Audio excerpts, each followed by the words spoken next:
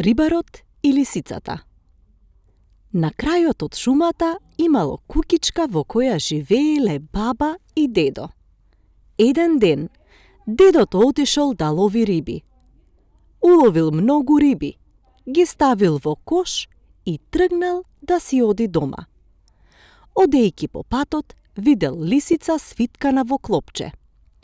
Помислил дека е повредена, па ја ставил и неа во колата и заминал.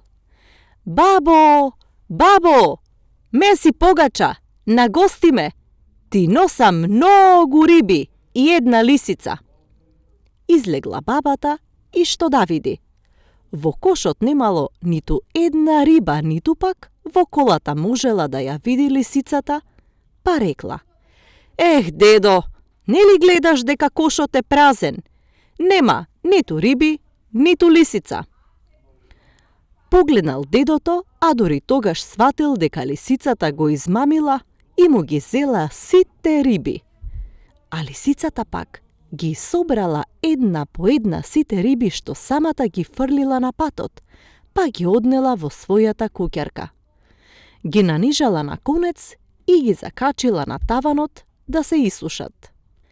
Еден ден дошол волкот и ја прашал: Кума Лисо, што ти е ова на таванот? Игли, остри игли, кумчо волчо, не гледај нагоре. Може да си ги избоцкаш очите, рекла лисицата. Кумчо волчо поверувал, излегол од куќарката и заминал во шумата да бара храна. Кума Лиса ги исушила рибите и имала храна за цела зима.